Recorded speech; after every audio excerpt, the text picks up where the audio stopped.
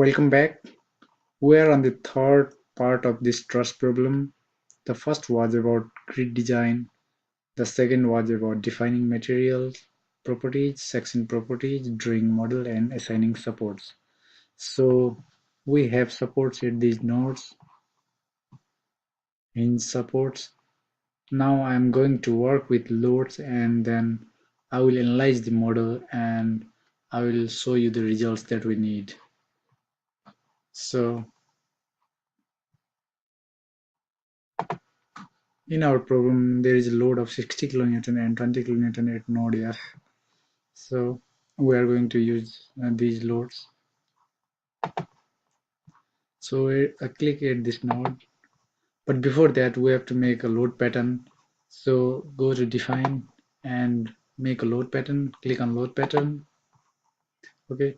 So we already have a dead load pattern, but what we need is a new load pattern. So I will name it as live. You can name it as any of the loads. So I have to select any load pattern type other than dead. So I'll just select live. Okay. The thing is, like, if I'm going to select these loads, that is the load of 60 kilonewton and 20 kilonewton, I'm not going to take the self weight of the truss, right? So in the software it says that the self weight multiplier is 0, so it is not going to take the dead load of the truss. So that I'm taking it as a live load, because if I take it as a dead load, then it will take the self weight of the truss and the results that we need will be a bit different. Okay, so I will make it as a new load pattern and I will click on OK.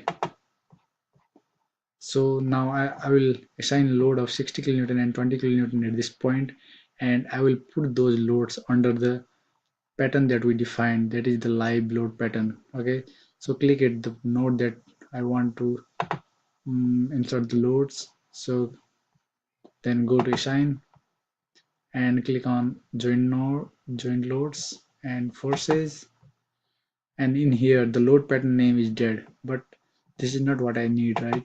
So just select the load pattern that you created live, and in here it says that we have to mention the loads in our problem in the horizontal direction, in the positive horizontal direction.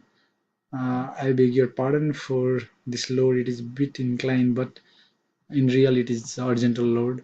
I'm sorry for that. And this 20 kilonewton force is horizontal force in the positive x direction, and the 60 kilonewton load is negative load because it is in the opposite direction to the direction of g axis. Look in here, the direction of g is vertically upward, so since 60 kilonewton is acting downwards, so it is negative. Okay, so in x direction the load is 20, and be sure to make your units as that of the problem. Okay, so my units are in kilonewton, so I'm okay with 20. So in the z direction it should be minus 60. Okay, and these options say that the first one says add to existing loads. Since we don't have any existing loads, so I don't need that. Okay, and it says replace existing loads, delete existing loads. So even if you click any of these loads, these options, it would be okay, because it won't affect much because we don't have any additional loads. So I will just click on replace existing loads. So I'll just click on OK. Okay, yeah, now I can see that I can see the loads that I just assigned at this joint. So now I'm going to run this model. Okay, but before that, just click on analyze. Okay, and in here click on set analysis option.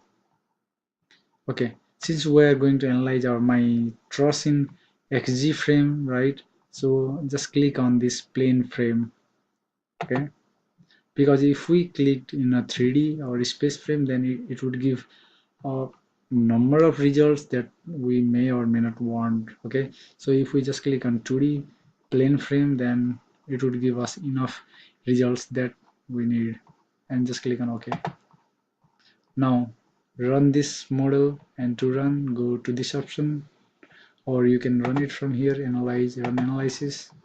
Okay, this is the live load that I created just now, and just click on run now.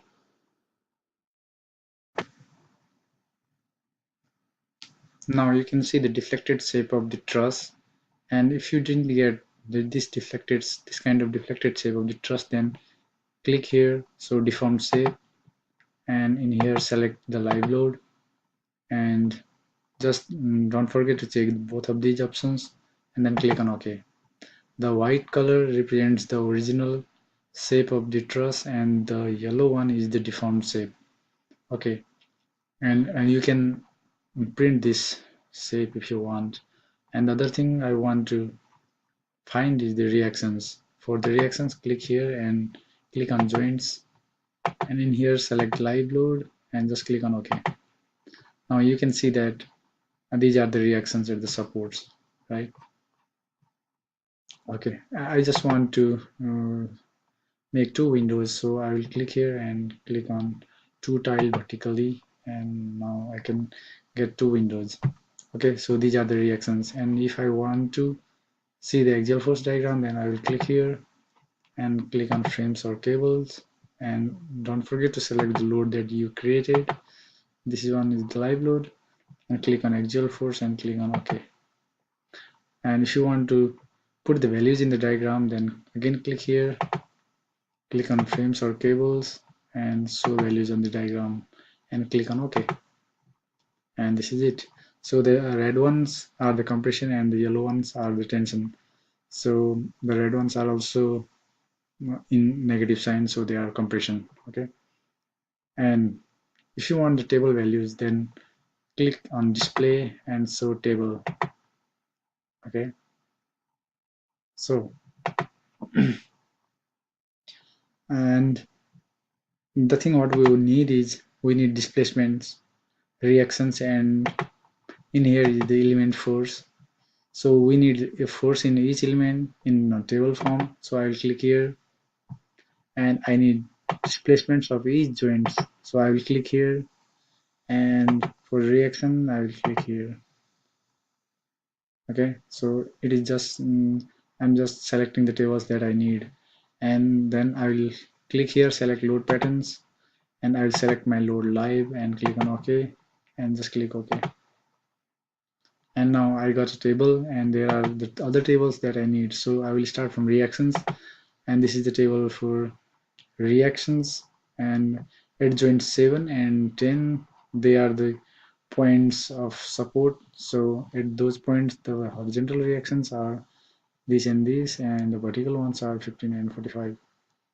Okay, and about the displacement, the joints 7, 8, 9, 10, 13, these are the name of the joints, and they are displaced in horizontal direction by these values, and in the vertical direction by these values. So you can print this table, and you can export this table to current table to Excel by clicking here. Okay, and the other thing is the element forces.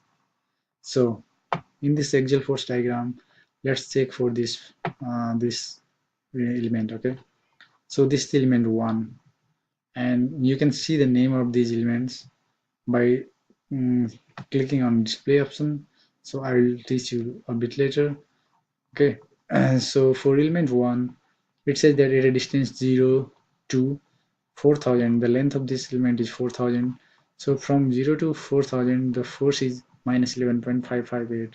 So the compression force is acting. This can clearly say that a force of compression is acting on this element.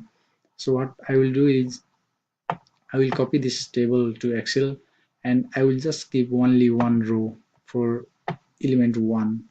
Okay, and I will delete all other rows for element 1 because the force is the same. Okay, so similarly for 2, I will just keep one force and delete all others because it is cutting it different sections and finding the axial forces.